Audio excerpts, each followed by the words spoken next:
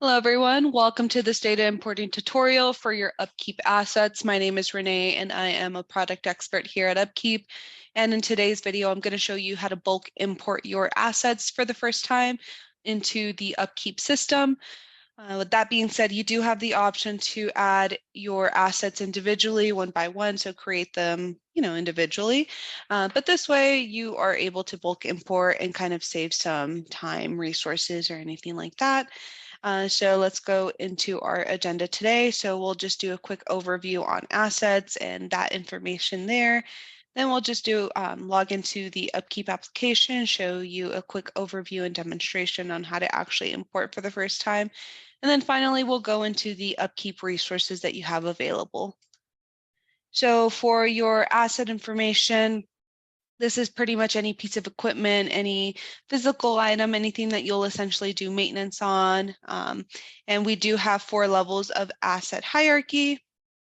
So you have your parent all the way down to your great-grandchild. That is available as well.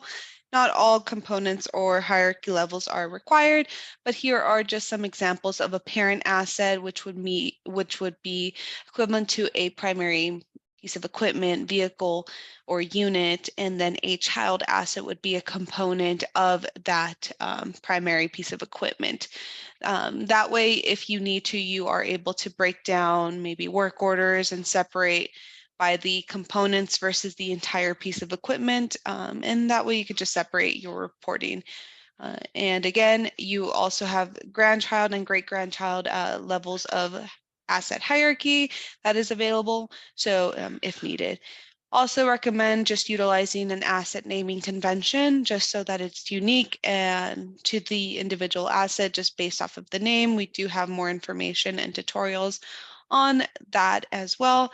And then here are the asset field mapping and custom fields that are available. So the asset name, description, model, barcode, area, location, category, and available on our Business Plus, we have purchase date, service date, purchase price, warranty, residual price, and useful life. Then again, custom fields, you also have if any of these fields or columns don't meet your needs or you need to add additional information, you also have the option to customize the fields in your asset tab as well. But for now, what we'll do is go into the Upkeep application and just show you how to import for the first time. Now going into the Upkeep system, when you log in for the first time, you'll be taken to the work order tab. We're just going to go and click onto the asset tab here. Wait for that to load, and so sorry, my internet has been a little slow. But as you can see here, this is my entire asset list. You do have the option to export this data from here as well. And import any information, download QR codes. You have that option too as well. You can apply any filters, even through that custom data field that I mentioned, or categories, location. You can also filter by specific information if needed. And you can click onto the asset information, see any work orders associated with it, see the details of the particular piece of equipment or asset. You can open up the image that it comes with or that you've included, sorry. The model category, all of this information you are able to view from the details tab and filter by that information on the front home page of the asset tab.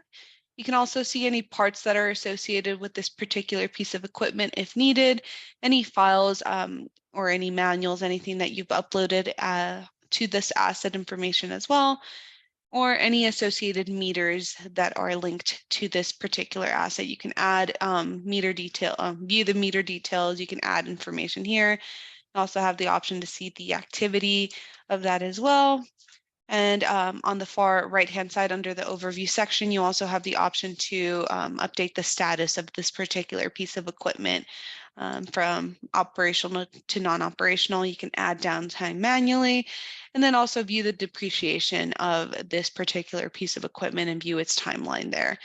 But we do have a little bit more information on all of that. And if you would like to see that, feel free to check out our help center with that information. And if going back to the home page here, you also have the option to create an asset individually. So by just clicking on this blue button, And as I mentioned before, these are the fields that you'll be able to include. So the asset name, description, model, category, all of this information, you have that option to include as well. The depreciation, again, this is available on our Business Plus plan. If there are any assigned workers or team members that you want to assign to this particular piece of equipment, you have that option to assign a worker to this as well.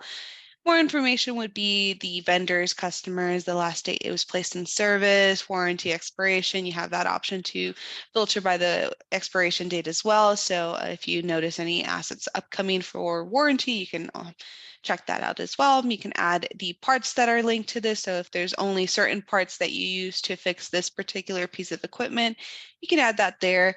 You can upload a file. And then this is a custom data that I've included on my end, just because I wanted to separate this by the serial number as well as the manufacturer information.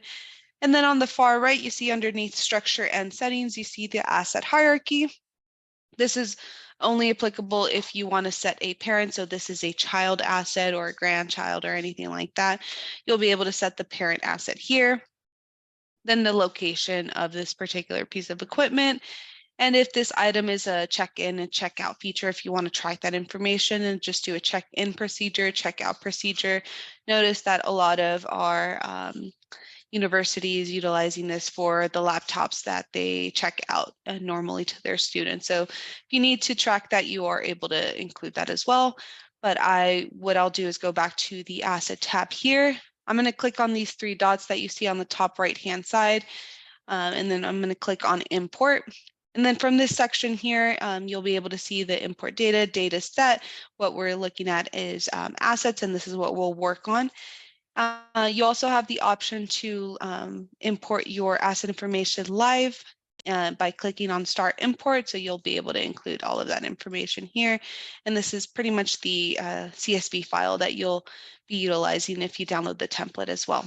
But if we are working on a template separately, you also have the option to upload that template here and import your file. So that's how we'll do it. Today, we're going to download the sample CSV template that we do provide. And also here you have the option to export your currently existing data. And you also have the option to see any articles or tutorials that are available to this. It'll look exactly like this. Kind of how to import your assets for the first time, the different levels of hierarchy and all of the step-by-step instructions. So you have that option too as well if you need a more detailed how-to guide besides this tutorial. So I've gone ahead and already downloaded the sample CSV template by clicking on this blue button. And then what I like to do is just utilize Google Sheets. It's just a little bit easier for me. And what you'll see here is just some importing notes and sample data. If you can take a look at here, for column A, importing notes, you'll delete this column before you actually import. This is just kind of giving you a guide on what to do throughout each column. And then you'll also have to make sure that all your parent assets are there before you actually add your child assets. So in order to import maybe child assets, you just have to make sure that the parent is right above that, just so that, because it does go in order, so it just needs to make sure that the parent asset or primary asset is above the child asset. So keep that in mind. And then you also just make sure that all the workers, emails, teams, locations are already created and a part of your Upkeep account. So we've already done that. Everything looks good here. We're just going to delete column A for now. And then what I'll do is go through each individual column so that you have an understanding of what to include. So for column A, this is only going to be applicable if you are updating your currently existing assets in the system. So for asset ID, if we're importing new data, you just leave this blank. And then in column B, this is the name of the particular piece of equipment, anything like that. So the asset name and then the child asset name, all of that. Column C is the description. You are able to include that and then just provide a little bit additional information, the model, the barcode, all that same information and fields that we saw when we were creating the asset manually. You'll have this here as well. Barcode, if you have any barcode information that you want to easily scan, QR code with on the Upkeep application or mobile app, you have that option too as well. An area a little bit different from locations. This is maybe if this is in the far right corner, for example, and you don't have a specific location name and you just want to include a, sample area of where it's actually located. Any additional information that you want to include about this asset, and then the parent location or just location name here on column H.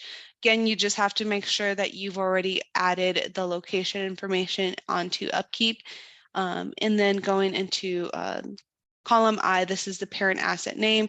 This would only be applicable, you'll only fill this column out if you are creating child assets, grandchild assets, or great-grandchild assets.